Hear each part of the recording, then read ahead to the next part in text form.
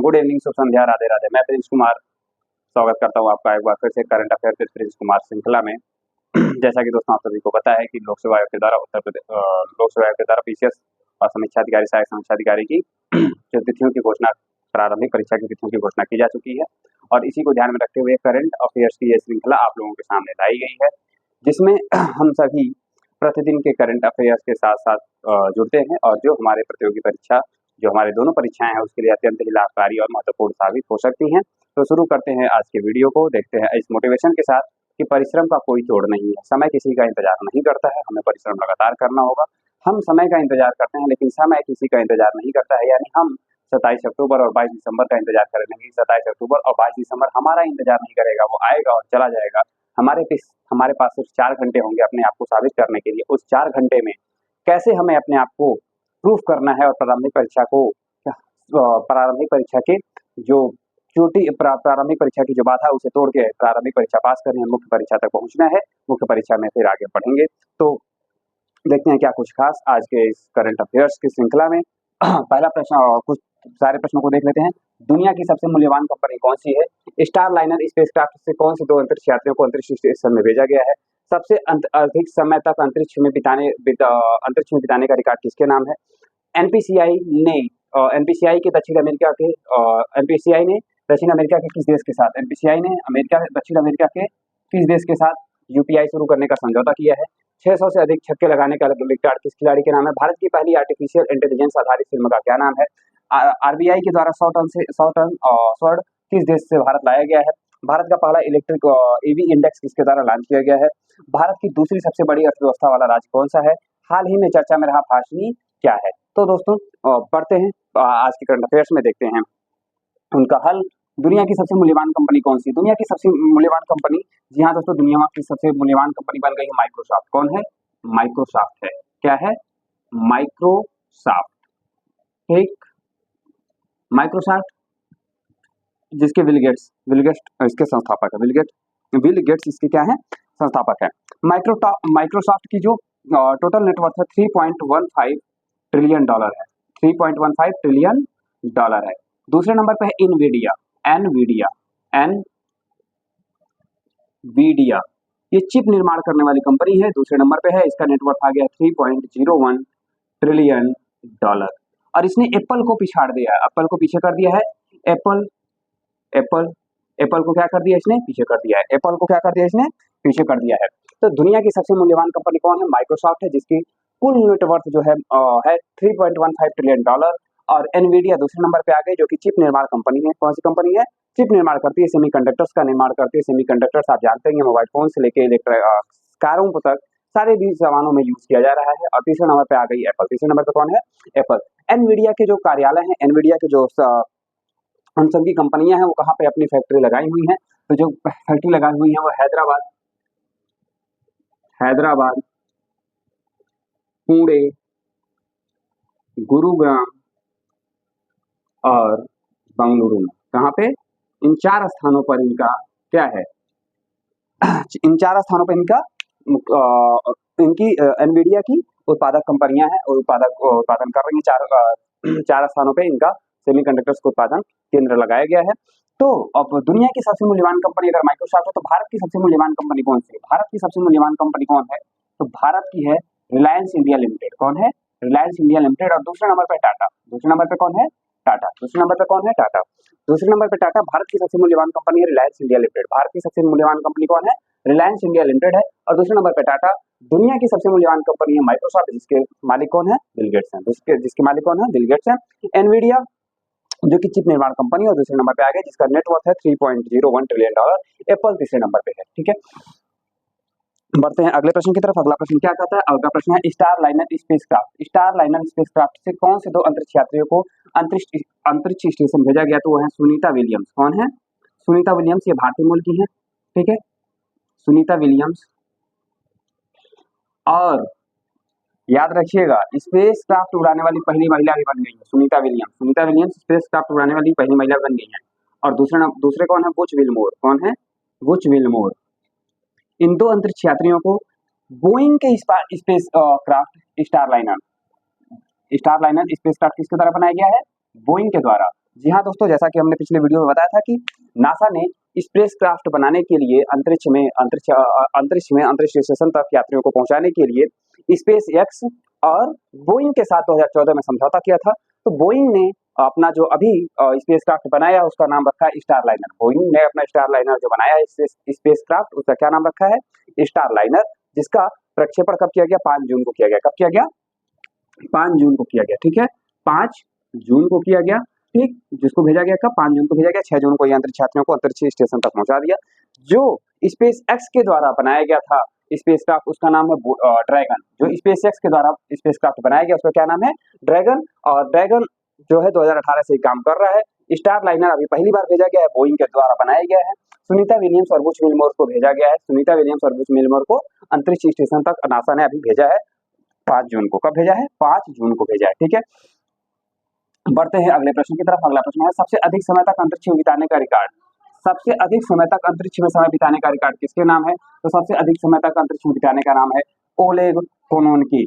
Oleg Oleg Kononiko. Oleg Kononiko ये रूस के हैं। कहाँ के हैं? रूस के हैं। ठीक है, ओलेग कोनोनिको, ओलेग कोनेन्को। ठीक है, ओलेग कोनेन्को। ठीक है, ओलेग कोनेन्को जो हैं दुनिया में मतलब सबसे अधिक समय तक अंतरिक्ष में बिताने का रिकॉर्ड है। और ये 1000 दिनों तक, कितने दिनों तक? 1000 दिनों तक अंतरिक्ष में बिता चुके हैं। लेकिन याद रखिएगा दोस्तों, ये लगातार नहीं रहा है, ये 5 चरणों में, यानी 5वीं बार ये 23 सितंबर को भेजे गए थे और 23 सितंबर को भेजे जाने के बाद ये 5 जून को जो समय बिता दिए, 5 जून का 1000 दिन इनको पूरा हो गया। यानी 5 बार जब भेजा गया, 5 बार मिला के इनका 1000 दिन हो गया। यानी सबसे अधिक समय तक अंतरिक्ष में बिताने का रिकॉर्ड किसके नाम हो गया? ओलेग कोनेन्को, जो रूस के हैं अंतरिक्ष यात्री, रूस के हैं अंतरिक्ष यात्री 1000 दिनों तक अंतरिक्ष में बिता चुके हैं। भारत से कौन है अंतरिक्ष यात्री के रूप में जो गए थे? राकेश शर्मा गए थे, आपको पता ही है राकेश शर्मा। और सुनीता विलियम्स भारतीय मूल की है, साथ में कल्पना चावला भारतीय मूल की थी। ठीक है, इसके अलावा शीर्षा बांदला जी गई थी, शीर्षा बांदला को भेजा गया था। ठीक, बढ़ते हैं अगले प्रश्न की तरफ। एनपीसीआई ने दक्षिण अमेरिका के किस देश में यूपीआई शुरू करने का समझौता किया है? ठीक है, एनपीसीआई ने दक्षिण अमेरिका के किस देश में यूपीआई शुरू करने का समझौता किया? तो जी हाँ दोस्तों, वह है देश पेरू। कौन सा है? पेरू। पेरू जिसकी राजधानी क्या है? लीमा। पेरू जिसकी राजधानी क्या है? लीमा। ये दक्षिण अमेरिका का देश है पेरू। दक्षिण अमेरिका का देश है पेरू। पेरू जिसकी राजधानी क्या है? लीमा। पेरू जिसकी राजधानी क्या है? लीमा। लीमा में ही अंतर्राष्ट्रीय आलू संस्थान केंद्र है। ठीक है, अंतर्राष्ट्रीय आलू संस्थान केंद्र है। अंतर्राष्ट्रीय आलू अनुसंधान संस्थान केंद्र है लीमा में ही। अंतर्राष्ट्रीय आलू अनुसंधान संस्थान कहाँ पर है? लीमा में है। यहाँ दोस्तों याद रखिएगा, अंतर्राष्ट्रीय आलू अनुसंधान संस्थान कहाँ पे है? लीमा में है। ठीक है, एनपीसीआई ने दक्षिण अमेरिका के किस देश में यूपीआई शुरू करने का समझौता किया? तो पेरू में किया है। जी हाँ दोस्तों, एनपीसीआई के बारे में कुछ फैक्ट जान लेते हैं। एनपीसीआई की स्थापना हुई थी 2008 में। कब हुई थी? 2008 में। एनपीसीआई की स्थापना कब हुई थी? 2008 में। और यूपीआई कब शुरू किया गया था? यह है 11 फरवरी 2016 को। कब शुरू किया गया था? भारत में यूपीआई सेवाओं की शुरुआत हुई थी 11 फरवरी 2016 को। भारत में यूपीआई सर्विस की शुरुआत कब हुई थी? 11 फरवरी 2016 को। NPCI national payment corporation of India, NPCI national payment corporation of India Bharat में यूनिवर्सल पेमेंट सर्विस इंटरफेस को लॉन्च करने या कार्य करने के लिए बनाई गई एक महत्वपूर्ण अनुसंधान संस्था है, जो कि भारत में यूपीआई सेवाओं को शुरू करने के लिए बहुत सारे प्रयास कर रहे हैं, लगातार डिजिटलीकरण करने के लिए प्रयास कर रहा है। एनपीसीआई 2008 को, और फिर एनपीसीआई के द्वारा अभी हाल ही में पेरू के साथ समझौता किया गया है। जी हाँ दोस्तों, एनपीसीआई यूपीआई को क्या करता है? कंट्रोल करता है। यूपीआई को कंट्रोल करता है, यूपीआई डिजिटलीकरण की तरफ ले जाता है। ठीक है, अगला प्रश्न इंपॉर्टेंट है। 600 से अधिक छक्के, 600 से अधिक छक्के लगाने का रिकॉर्ड किस खिलाड़ी के नाम है? जी हाँ दोस्तों, वह है रोहित शर्मा। कौन है? रोहित शर्मा। कौन है? रोहित शर्मा है। कौन है? रोहित शर्मा है। रोहित शर्मा ने 600 छक्के लगा चुके हैं। रोहित शर्मा ने अंतर्राष्ट्रीय क्रिकेट में 600 से अधिक छक्के लगा दिया है। 600 से अधिक छक्के लगा दिया। जी हाँ दोस्तों, भारत के खिलाड़ी हैं, भारत के पूर्व कप्तान भी हैं। भारत के कप्तान भी हैं। ठीक है, भारत के कप्तान हैं और भारत के पूर्व खिलाड़ी हैं। मुंबई इंडियंस का प्रतिनिधित्व करते थे। पहले ये मुंबई इंडियंस से आप खेलते हैं, लेकिन पहले मुंबई इंडियंस का प्रतिनिधित्व करते थे। वर्तमान में जो अमेरिका और वेस्ट इंडीज की मेजबानी में आईसीसी T20 वर्ल्ड कप खेला जा रहा है, उसमें आयरलैंड के खिलाफ खेले गए मैच में, आयरलैंड के खिलाफ खेले गए मैच में, यानी T20 वर्ल्ड कप कहाँ हो रहा है? T20 वर्ल्ड कप कहाँ हो रहा है? तो हो रहा है यूएसए और वेस्ट इंडीज की मेजबानी में। किसके? वेस्ट इंडीज की मेजबानी में, ठीक है, वेस्ट इंडीज की मेजबानी में हो रहा है, यूएसए और वेस्ट इंडीज की मेजबानी में हो रहा है। भारत के रोहित शर्मा ने आयरलैंड के खिलाफ खेले गए मैच में क्या किया, 600 से अधिक छक्के लगाने का रिकॉर्ड पूरा कर लिया अपना, ठीक है। जी हाँ दोस्तों, T20 वर्ल्ड कप का जो बनाया गया ब्रांड एम्बेसडर किसको बनाया गया है, शाहिद अफरीदी हैं, युवराज सिंह हैं और उसेन बोल्ट हैं। शाहिद अफरीदी हैं, युवराज सिंह है और उसेन बोल्ट हैं, ठीक है। तो इन लोगों को बनाया गया है ब्रांड एम्बेसडर। बढ़ते हैं अगले प्रश्न की तरफ, ठीक। भारत की पहली आर्टिफिशियल इंटेलिजेंस आधारित फिल्म का क्या नाम है, भारत की पहली आर्टिफिशियल इंटेलिजेंस आधारित फिल्म का नाम है इरा। क्या नाम है, इरा, IRAH, इरा। क्या नाम है, इरा, जिसके डायरेक्टर कौन है, Sam Bhattacharya. Sam Bhattacharya, director कौन है, सैम भट्टाचार्य, भट्टाचार्य, सैम भट्टाचार्य। ये इसकी क्या है, निर्देशक है, याद रखिएगा। भारत की पहली AI फिल्म का क्या नाम है, आर्टिफिशियल इंटेलिजेंस आधारित फिल्म का क्या नाम है, इरा, जिसके डायरेक्टर कौन है, सैम भट्टाचार्य। इसका जो ट्रेलर है मुंबई में लॉन्च किया गया था, कहाँ लॉन्च किया गया, ट्रेलर मुंबई में लॉन्च किया गया, ट्रेलर कहाँ लॉन्च किया गया, मुंबई में लॉन्च किया गया, ठीक है दोस्तों। बढ़ते अगले प्रश्न की तरफ, भारत द्वारा 100 टन स्वर्ण किस देश से आयात किया गया, किस देश से भारत लाया गया, तो वह है ब्रिटेन। कहाँ से लाया गया, ब्रिटेन से, ठीक है, ब्रिटेन से, ब्रिटेन से जो सोना लाया गया है। RBI अपने मुंबई में एक कार्यालय, मुंबई में एक उसका संग्रहालय है जहाँ पे संग्रह इस 100 टन सोने को रखेगा। RBI अपना सोना विभिन्न देशों में रखा हुआ है, जैसा कि IMF के पास भी भारत का सोना रखा हुआ था। 1991 में जब संकट आया था, आर्थिक संकट आया था, उस दौरान भारत ने अपने कुछ सोने को गिरवी रखा था। उसी गिरवी रखे सोने को क्या किया था, भारत ने अब वापस लाने का प्रयास किया है। अब ब्रिटेन से 100 टन सोना इसी क्रम में लाया गया है, ठीक है, क्योंकि दुनिया में इस समय अर्थव्यवस्था का जो संकट है वो ब्रिटेन जो दुनिया में अर्थव्यवस्था का संकट है वो ब्रिटेन में तो गहरा ही रहा है, साथ साथ में यूरोप के विभिन्न देशों में, जैसा कि हम देख रहे हैं यूक्रेन और रूस के बीच युद्ध हो रहा है, यूक्रेन और रूस के बीच जो युद्ध चल रहा है, इधर इजराइल और हमास के बीच में जो युद्ध चल रहा है, जो विभिन्न आर्थिक परिस्थिति, विभिन्न परिस्थितियां बन रही हैं, जो भू रणनीतिक परिस्थितियां बन रही है, सामरिक परिस्थितियां बन रही है, इसकी वजह से यह और भी जरूरी है कि भारत अपनी अर्थव्यवस्था को मजबूत करने के लिए स्वर्ण भंडार को मजबूत बना के रखे, जिससे कि आने वाले समय में हम चुनौतियों का सामना कर सके, जिससे कि आने वाले समय में हम चुनौतियों का सामना कर सकें, ठीक है। बढ़ते हैं अगले प्रश्न की तरफ, भारत का पहला EV इंडेक्स किसके द्वारा जारी किया गया, तो भारत का पहला EV इंडेक्स NSE के द्वारा जारी किया गया, नेशनल स्टॉक एक्सचेंज के द्वारा जारी किया गया। भारत का पहला EV इंडेक्स किसके द्वारा जारी किया गया, तो NSE के द्वारा जारी किया गया। इसका आधार वर्ष क्या है, आधार वर्ष क्या है, आधार वर्ष है 2018, आधार वर्ष क्या है 2018, ठीक है, 2018 है। EV इंडेक्स का जो आधार वर्ष कितना रखा गया, 2018 रखा गया है। तो दोस्तों कुछ और फैक्ट जान लेते हैं।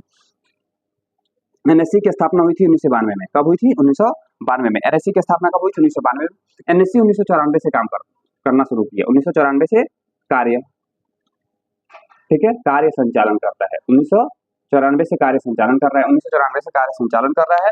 NSE में निफ्टी 50 यानी NSE निफ्टी 50 यानी निफ्टी 50, NSE में 50 कंपनियों के शेयर हैं, कितने कंपनियों के शेयर हैं, याद रखिएगा।